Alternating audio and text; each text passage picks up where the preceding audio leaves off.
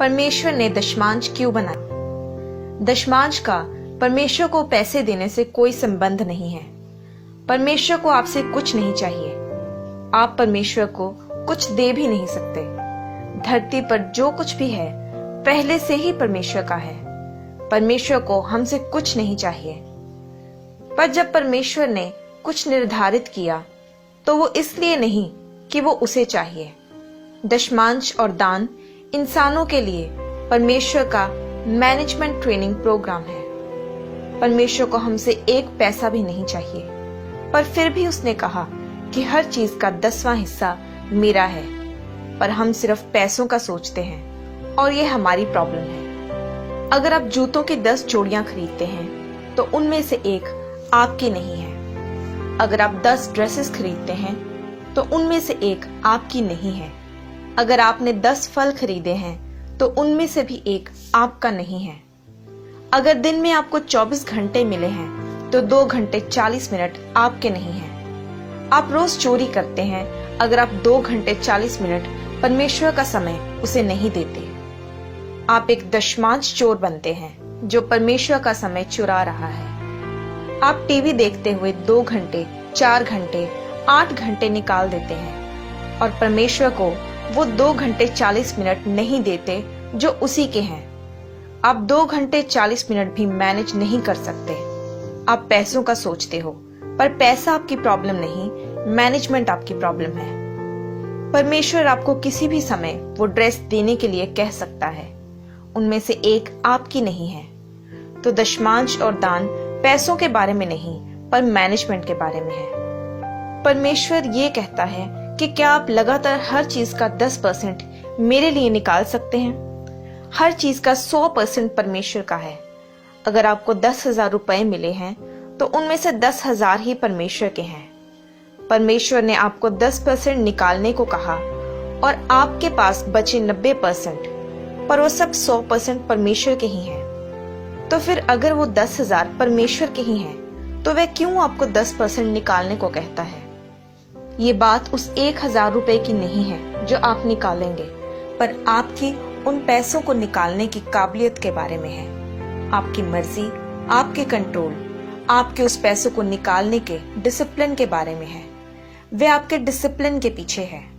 अगर आप वे 10% अच्छी तरह से मैनेज कर रहे हैं तो वह आप पर बाकी के 90% के लिए भी खुशी से भरोसा करता है। पर क्योंकि आप 10% में विश्वास योग्य नहीं रहते तो आप बाकी का 90% भी गवा देते हैं, जिसके कारण आपके पास कुछ नहीं रहता। तो फिर आप परमेश्वर को बताते हैं कि इस महीने के दशमांश मैं नहीं दे पाऊंगा क्योंकि इस बार पैसों में बहुत तंगी आई है। तो परमेश्वर भी कहता है कि तुम बोल क्या रहे हो? तुम्हारा उद्धार, तुम्हारी सैल्वेशन उस टाइथ में ही है। अब हम देखेंगे कि दशमांश देने से आपके जीवन पर क्या असर होता है। इनमें से हर शब्द मैनेजमेंट के लिए है। अगर आप अपने दशमांश और दान समय पर देते रहें तो पहले जो आपके जीवन में आता है वो है अकाउंटेबिलिटी, यानी हिसाब की जिम्मेदारी। दूसरा है डिसिप्लिन। जब भी आप दशमांश निकालते हैं तो आपको हर बार ऐसा करने के लिए कंट्रोल चाहिए। तीसरा ऑनेस्टी। एक टाइथर बनने के लिए आपको ऑनेस्ट होना जरूरी है, क्योंकि आपको कोई नहीं देख रहा सिवाय परमेश्वर के। आप सभी को झूठ बोल सकते हैं, पर परमेश्वर जानता है कि आपने टाइथ दिया कि नहीं। इसका मतलब टाइथ देना आपको ऑनेस्ट बनाता है और मैनेजर्स का ऑनेस्ट होना बहुत जरूरी है। चौथा है डिलीजेंस, यानी आप लगातार इस बात पर काम करते हैं कि आप वे 10% चुराए नहीं, और मैनेजर्स को भी यही करना होता है। पांचवा फेथफुलनेस, यानी वफादारी। मैनेजर्स में यही कमी होती है कि वे वफादार नहीं होते और टाइथ देने के लिए वफादारी की जरूरत पड़ती है। 6वां ट्रस्टवर्दीनेस। आपको हर बार टाइथ देने के लिए परमेश्वर को आप पर हर बार ट्रस्ट करना पड़ता है।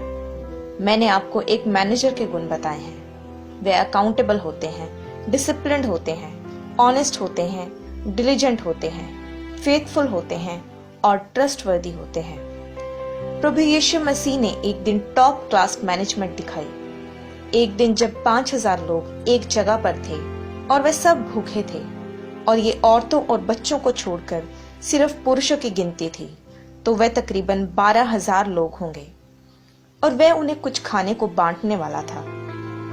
मरकुस 6:40 में लिखा कि वे 100 और 50 की टोलियों में बैठ गए, यानी कि ये एडमिनिस्ट्रेशन थी, यानी प्रबंध करना। फिर उसने 5 रोटियां और 2 मछलियां रिसोर्सेज के तौर पर ली। उसकी तरफ देखा जिसके वो रिसोर्सेज थे, फिर प्रशंसा के तौर पर उसका धन्यवाद किया कि वह उन्हें उन रिसोर्सेज को इस्तेमाल करने दे रहा है। इसका मतलब कि वह चीजें आपकी नहीं हैं, पर वह किसी और की अमानत है। फिर उसने वह अपने चेलों को दी कि वह आगे लोगों को दे, यानी डेलीगेशन, यानी काम सौंपना।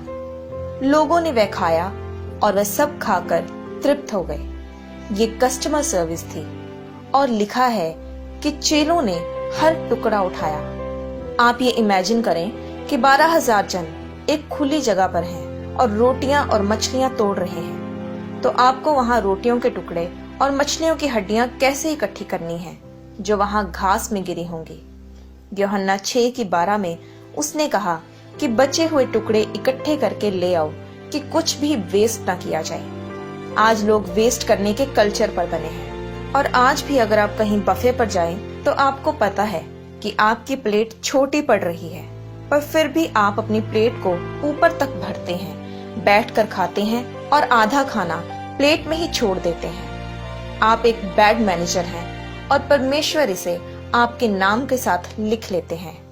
यीशु ने उन्हें क्यों टुकड़े इकट्ठे करने को कहा? वे टुकड़े जरूरी नहीं थे, पर वह उन्हें कुछ सिखा रहा था। आप टुकड़े भी वेस्ट नहीं करते। परमेश्वर के वचन से रिलेटेड और भी वीडियोस को देखने के लिए आप हमारे चैनल जीसस टीवी को सब्सक्राइब करें और नोटिफिकेशन के लिए आप बेल आइकन पर क्लिक करें।